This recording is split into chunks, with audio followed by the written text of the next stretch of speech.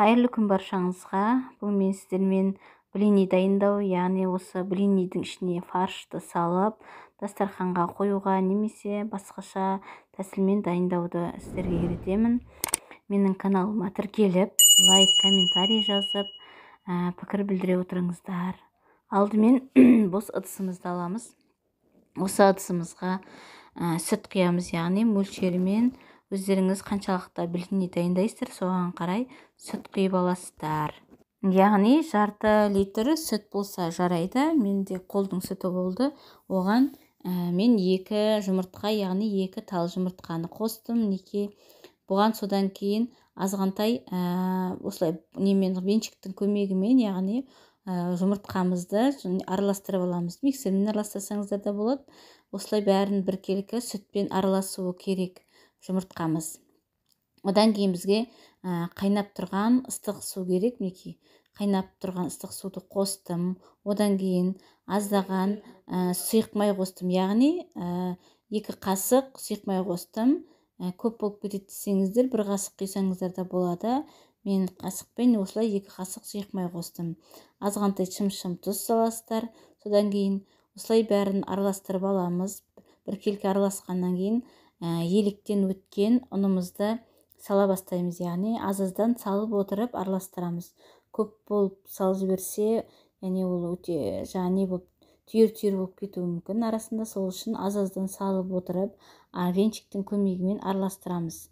Осылай барлығын салып алғаннан кейін біркелкі араластырамыз. Содан кейін өзінің көресіздер жаңағыдай қандай болғаны, массасының сұйықтығының қатты қою болудың да қажеті жоқ. Онда қалың болып кетеді блиніміз. Сол үшін орташа көлемде сұйықтау болғаны дұрыс деп ойлаймын. Осындай болу керек. Блини қатты қою болып кетсе де қалың болып кетеді. Сол үшін осы жарайды. Азғантай шым-шым тұз салдық. Енді бұл блинімізді осылай қызып тұрған табамызға құйып тұрып, ожаудың көмегімен біртіндеп пісіріп шығамыз. Осылай құямыз. Сөйтіп 2 жағын айналдырып отырып, яғни блинімізді жұқа қылып пісіріп шығамыз. Енді мүмкіндігінше жұқа болған дұрыс деп ойлаймын.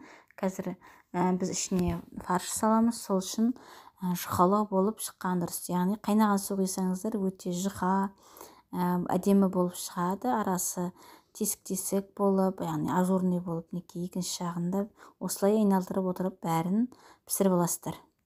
Енді бізге керегі азғантай фарш. Фаршты алдым. Оған жуамды қостым, яғни турап үкіштен өткізіп қоссаңыздар да болады. Осы жуамен екеуін азғантай тұз, бұрыш қосып отырып араластырып алдым. Барлығын араластырып, қызып тұрған қазанымызға сұйық май құйып, азғантай сұйық май құйдым да, осыған пісіріп аламын. Қазір көрсетемін. Осы қызып тұрған сұйық майымыздың үстіне осы фаршымызбен жуамызды салып отырып пісіріп аламыз, қуырып аламыз. Піскенше әбден дайын болғанша фаршымыз қуырып аламыз, асықпай. Азғантай тұз, бұрыш септім фаршқа. Қазанға оны сепкен жоқпын, тек қана осы фаршымға сеуіп араластырып алдым алдын ала. Осылай барлығын пісіріп фаршымызды аламыз. Фаршымызды пісіріп аламыз. Яғни біздер бұны қазір неміздің ішіне салуға, пісіп бірден блинімізге салуға. Осылай блинімізді пісірдік, фаршымызды пісіріп алдық. Енді осыларға бізге керегі көк жуа, яғни байлау үшін ұзын болғаны дұрыс. Көк жуаның жіңішкелеу болып, қатып кеткен көк жуа жарамайды. Жұмсақтау болғаны дұрыс көк жуаның. Енді осылай блинімізді алдық. Осыған арасына фаршымызды, жаңа пісірген фаршымызды саламыз. Осылай салып отырып, аздан саламыз да, осыны бұлай бүктейміз. Біртіндеп алып, бір-біріне жинастырып, блинімізді осылай жинап аламыз да, белін өзіміздің жаңа дайындап қойған көк жуамызбен байлаймыз. Осылай байлап аламыз көк жуамызбен. Жуа ұзындау болған дұрыс. Қысқа болса сәл жетпей қалады, әрі қатты болса сынып кетеді екен. Сол үшін жұмсақтау әрі ұзындау жуаны алған дұрыс екен дайындау үшін. Шамалы не қылмай атыр. Жуам қысқалау болып қалды.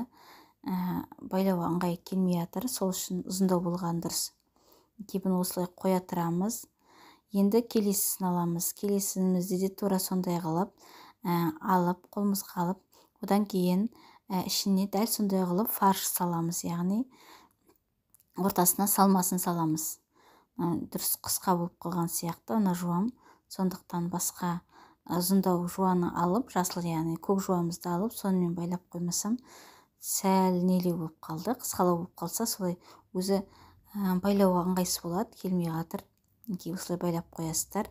Әдемі қылып, дастарханға қоюға, қонаққа қоюға да әдемі подача деп ойлаймын, яғни күшті болып, жеуге де күшті ыңғайлы. Енді екінші блинейімізді алып, бұған да азғантай фаршымызды саламыз. Осылай салып, бұны да бүкте бастаймыз. Шетінен бастап әдемілеп бүктеп алып, бұны да осылай жуамызбен белінен жуанның көмегімен байлаймыз. Жуамыздың ұзындау болғаны жақсы, бір байлағанда шешіліп кетуі мүмкін, сондықтан екінші рет тағы да байлап қойдым белінен. Осылай қойып қоямыз. Енді тағы да үшінші блинейімізді де көрсетейін. Бұны да алып, көріп тұрсыздар, блинейіміз өте жып-жыққа, прямо тесік-тесік болып үлбіреп тұр. Осындай болып шығу керек, блиней негізі. Осылай болып шығу керек. Бұны да осылай жинап аламыз, қолымыздың көмегімен әдемілеп, сосын белін жуамызбен, көк жуамызбен байлай қоямыз. Осылай әдемі дастарханға қоюға өте әдемі деп ойлаймын. Және түскі асқа да, кешкі асқа да беруге болады. Дастарханға, балаларға да өте қандай әдемі, ет жемейтін, фаршқа жемейтін болса, осында әдемі қылып берсеңіздер, жеп қояды балалар. Осылай бәрін дайындап алдым. Мінекей блинейіміз дайын, әдемі болып көрініп тұр. Менің каналыма тіркеліп, лайк, комментарий жазып, өз пікірлеріңізді білдіріп кетіңіздер. Видеоны соңына дейін қарағандарыңызға рахмет.